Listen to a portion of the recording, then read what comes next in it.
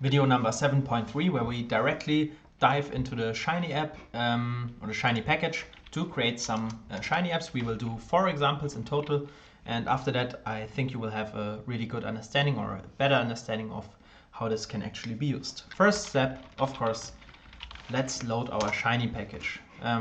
First install it, of course, if you didn't do this yet. And the first thing that we want to create this time is a Hello World app. If you have done some coding in other languages or web development, Hello World stands, just for an example, the really most basic program or app that just prints Hello World. And you have learned this before. We need a UI object and we need a server. So let me just type this here, and to both we will assign something. And let's start with the UI. We have a fluid page that we want. And in this case, we just put in here Hello World. In this case, we can just type this here, a fixed output of this text. And our server always looks like this. We write function and then we write input, comma output. It means that our function takes on these 2 arguments, an input and an output. And sometimes you can write add session, but this is not important for us now, maybe in more advanced Shiny development.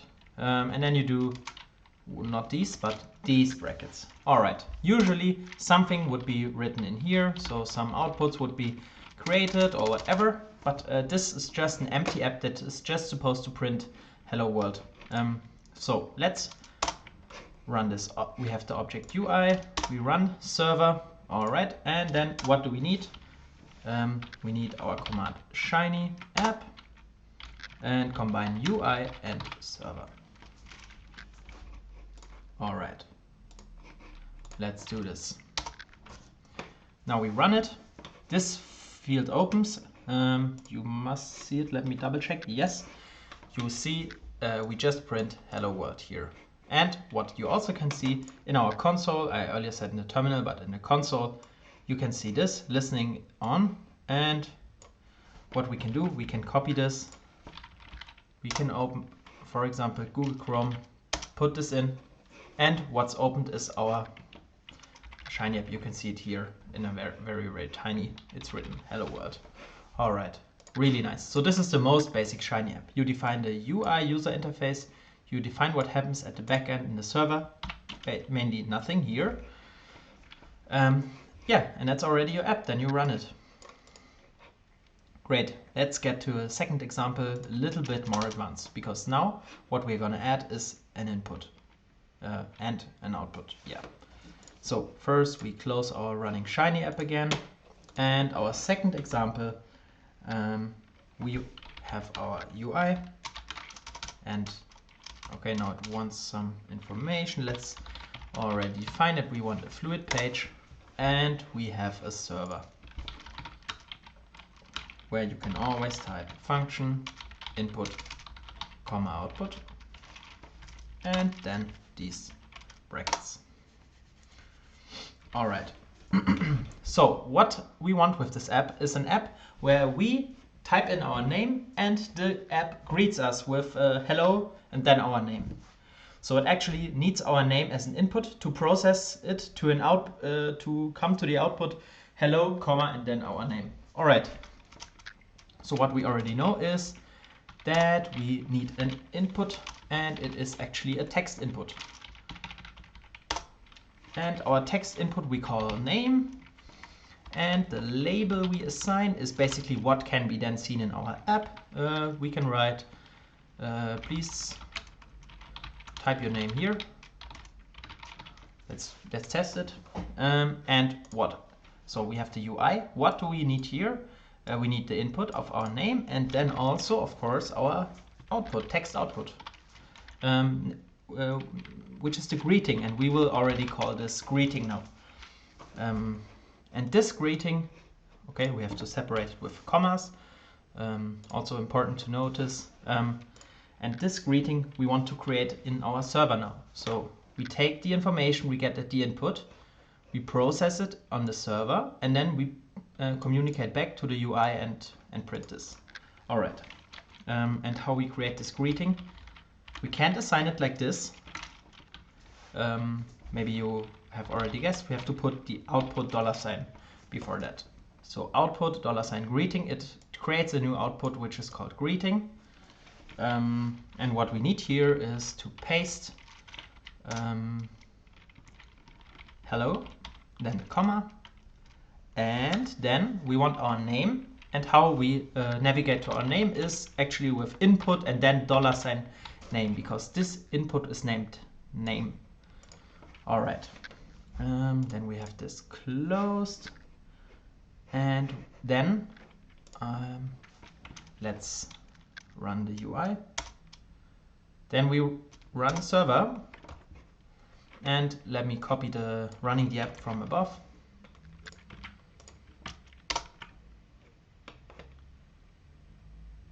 Our app breaks down, and this is not an accident. I actually planned to have this because what's missing here, R is actually telling us, do you need to wrap inside reactive?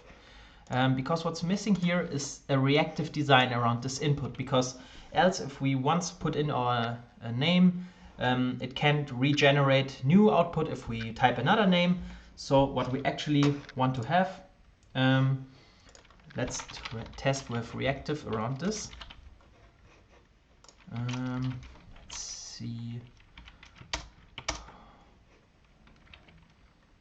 if this works. If we put a reactive around this, this is our input now. You can see as we defined, please type your name here. This is what popped up here, our text input. Now I put in my name, and our output is generated pasting hello, and then the name I just put in down here. I can type different. Jan, hello, how are you? So this is reactive. It means if I change what happens here, I can add the space, then it will be updated down here. Nice. So this is how basic inputs and outputs are communicating, and actually the reactive in brackets, I didn't show you this before, but we can also put a render text around this. And check if this works. Yes, it nicely works. So the reactive and then the brackets can also be used for different types when not a specific function like render text or so on exists. So maybe a little bit important to remember this. So really, really cool. With just these few lines of codes, we have created our own Shiny app. We can also access it in the browser. So it works if I type Peter or Hannah or whatever name. This is how nicely easy this is. Let's close it and move on to example number 3. What do we want to do in example number 3? We want to do basic, let me put this in a comment, basic data viz of Gapminder variables. I just use Gapminder so that you can easily access the data with just library Gapminder, or install the package if you didn't do so far. And also we want to do visuals. So we want, why did I type tidyverse? I want to library the tidyverse. My bad. So we need the Gapminder package and the tidyverse in this case. Let's load both. And then we create again a UI with a fluid page and our server. Let me check at my notes. Okay. Yeah, this time we want to do maybe a little bit more fancy or a little nicer Shiny app. What we can actually add is a title panel.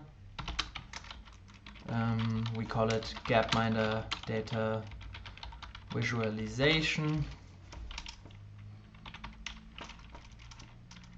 And then we want as an input that our user can actually select a variable of the Gapminder Gapminder variables, and this variable that is selected will then be plotted in a plot that we will define in a minute on the server. So what do we need here? we need a select input, an input that can be selected from a list. We call this variable because this is the variable that is to be put in a plot. For our user, our label is select variable, just to tell the user what to do with the app. And then we need to define the choices. And the choices are actually the names of the Gapminder dataset. So it already opens up here. Our choices will be the variable names here. Cool.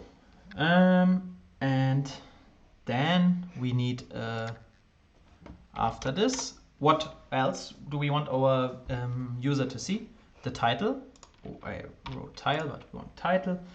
Then we want the select input, and then of course our output. And it should be a plot output of an object that is called plot, and that will be created in the server just now. So our server always starts with the function input, output. Then we open these brackets.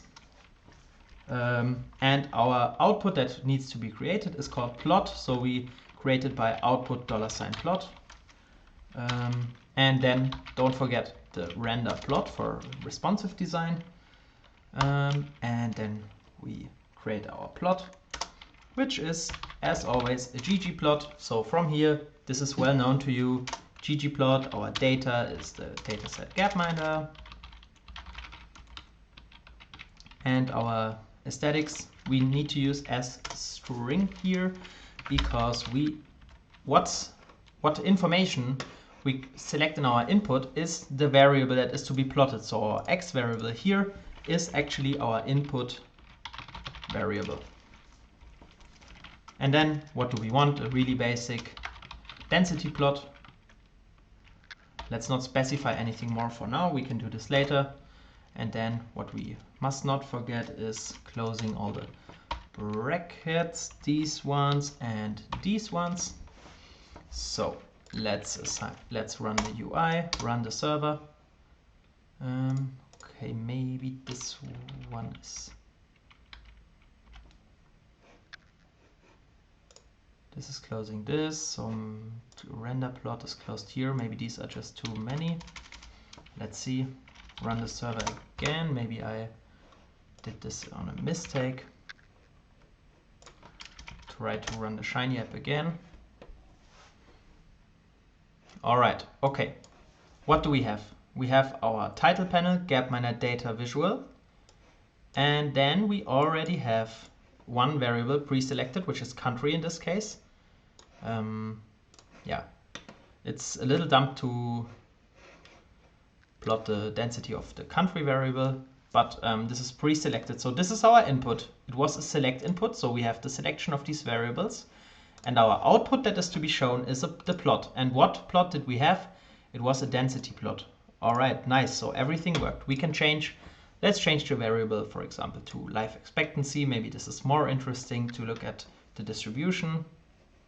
Cool, so this works. If we select a new variable, the plot changes. This is the GDP, population,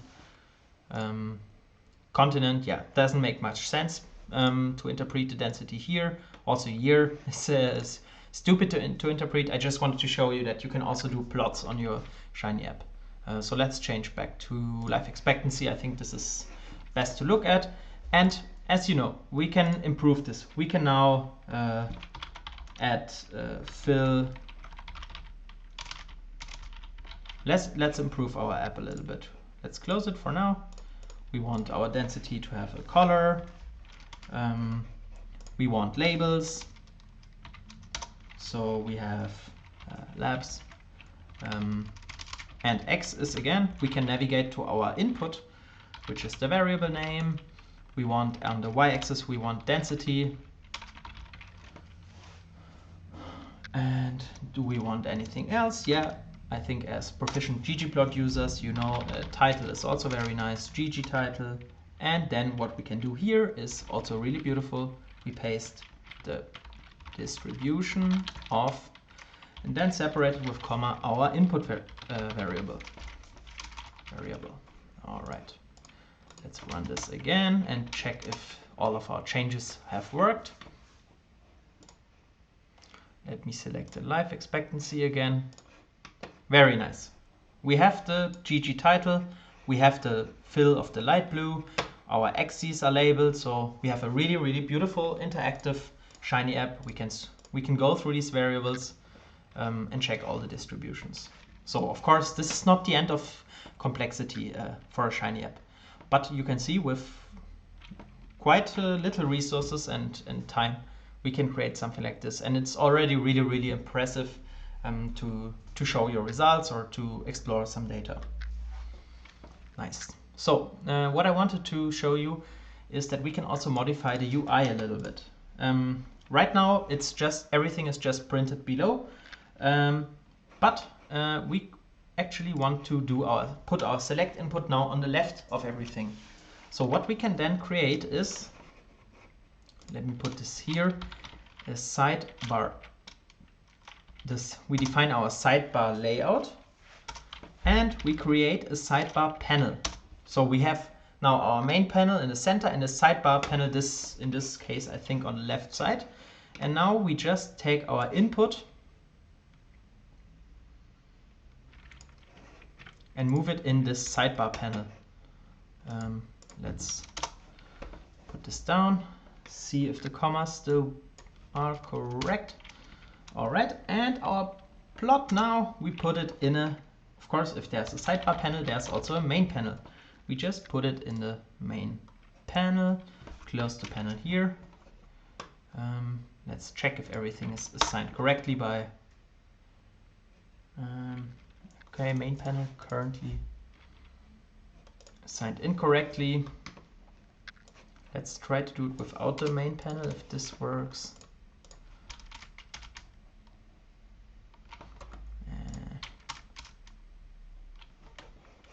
So let's see if everything is closed. The sidebar is closed, the fluid page is not closed. Maybe this needs to go up here. Maybe we need another bracket. Okay, now the main panel is missing, which is good. We actually wanted to define our main panel. Let's wrap this around here.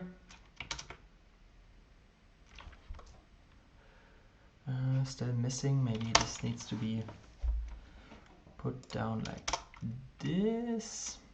Let's see. Okay.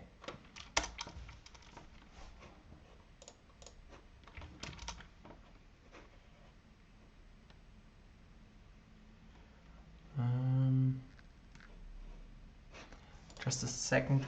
I need to find out what was the difference between. Maybe there's one bracket too much over here.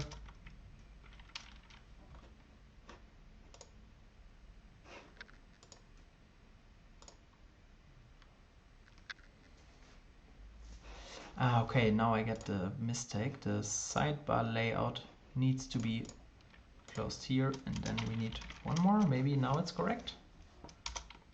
Okay, now we don't get the error. Let's try to run the app. Okay.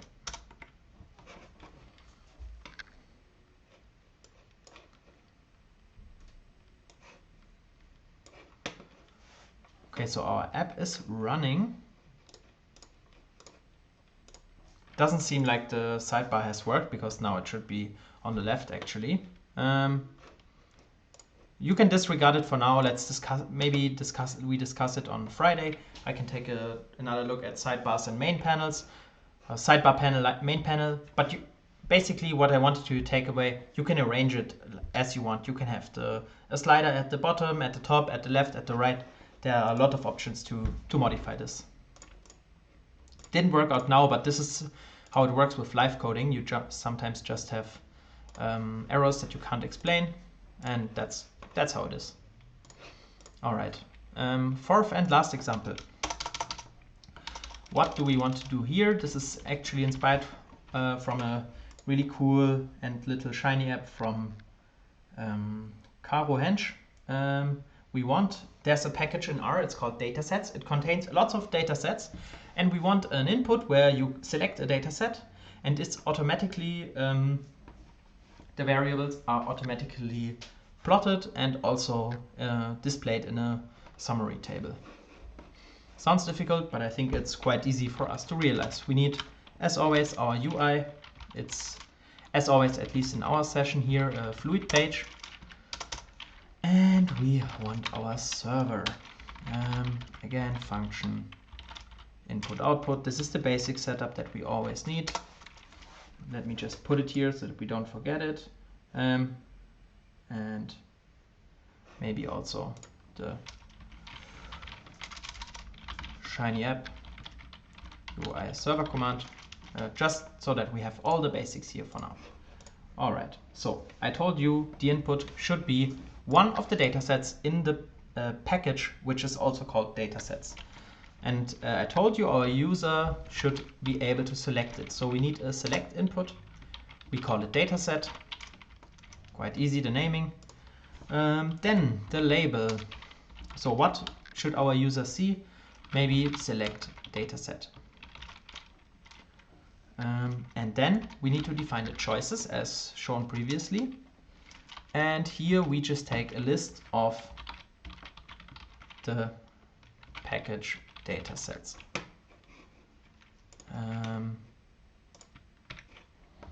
Yeah, this is the list of the names in the package datasets. Let's check if all the brackets are closed. I think this looks good, but we can also again just put this down with an enter so that we have everything here.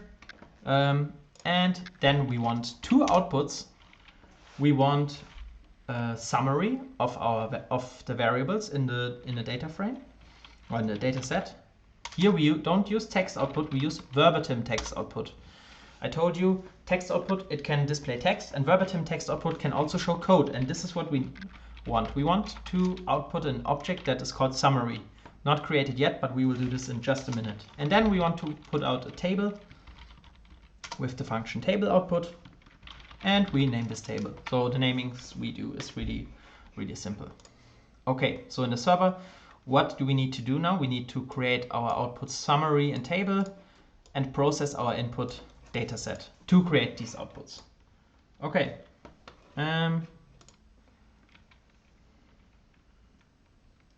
So first of all, in our server, we have to create a new object that is called dataset.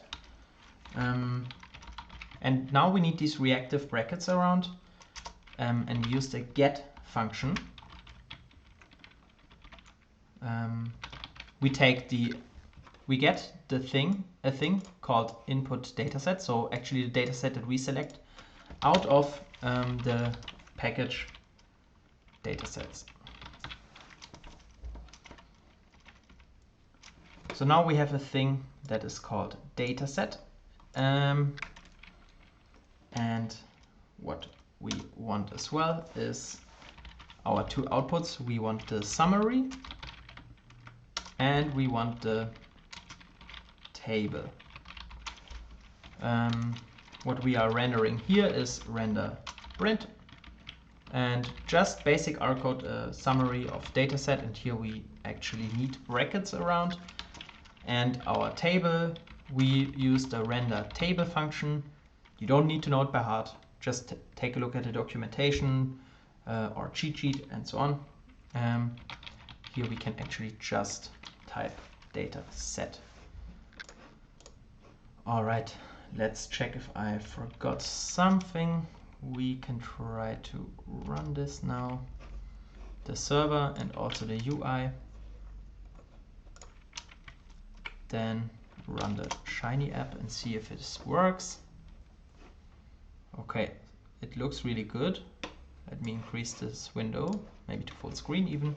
So what do we have? We have our select input with all the data sets that are in the package dataset. And if I select the dataset, maybe this one called orange, what we get is a printed out summary of the dataset. So here we have two variables, age and circumference. Both come along this basic summary, minimum, maximum, mean, and so on, whatever we need. And then we get also the second variable. So if we have more variables, okay, here we just have one, here we have four, we get a summary for all of the four variables, and then we also print them as a table, so all of the values. Can be dangerous if you have huge data or a lot of data sets. I don't recommend doing this, but for now, this took us now 5 minutes to be able to browse through a bunch of data sets in a really cool manner. This can be improved. We could add, like from example 3, basic visuals for all of the variables. So Shiny apps can be really, really powerful to do visuals for data sets, to do basic data analysis. And I think it's quite easy how you can make this magic happen. Of course, I understand if maybe you don't get on the first glance all of these steps, but I think if you try this out a little bit, and I suggest that you do it, just play around with some really easy Shiny apps first, and then you can get more and more complex. Then I think you get good access to this powerful tool. Yeah, and with that, I conclude with the videos about Shiny, and I will talk to you in the next session where we will actually get our hands dirty and try to create our own Shiny apps. Thank you.